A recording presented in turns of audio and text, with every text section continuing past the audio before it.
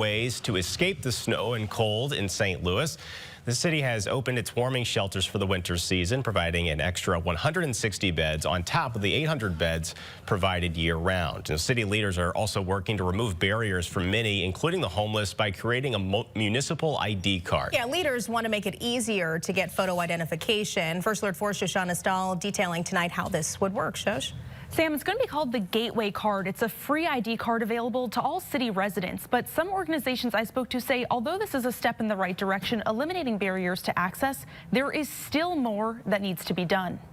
We see a huge need for folks in our community to have IDs. For Betsy Miller, the push to get residents' ID cards is nothing new. The North City Photo ID Project helps people get photo IDs. Really need an ID for everything, from employment to housing, medical care, access to banking. If approved, Board Bill 137 would allow city residents with the Gateway Card access to city services. Bill's sponsor, Alderwoman Daniela Velasquez, says without a government ID, there is often a barrier to access, whether it's the unhoused or someone who recently got out of jail or prison. An easier way to get an ID to get those essential services. Miller says employment and housing are the top reasons people have been going to her for help. The Gateway Card would be free compared to what the state charges for an ID. This would help with the financial barrier many face, but Miller says there are other hurdles. Getting the underlying documents in order to get that ID, whether that's a birth certificate, social security card,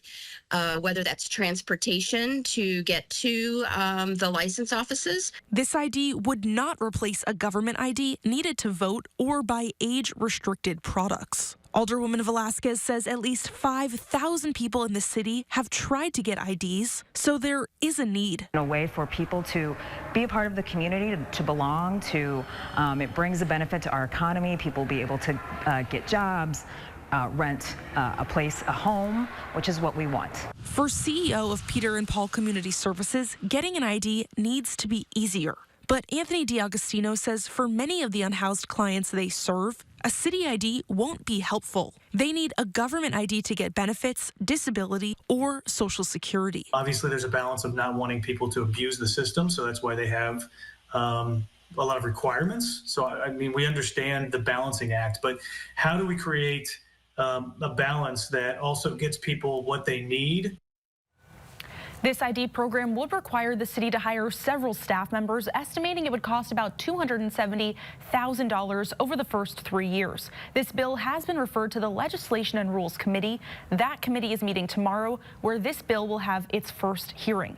In the studio, Shoshana Stahl, First Alert 4. Shoshana, thank you.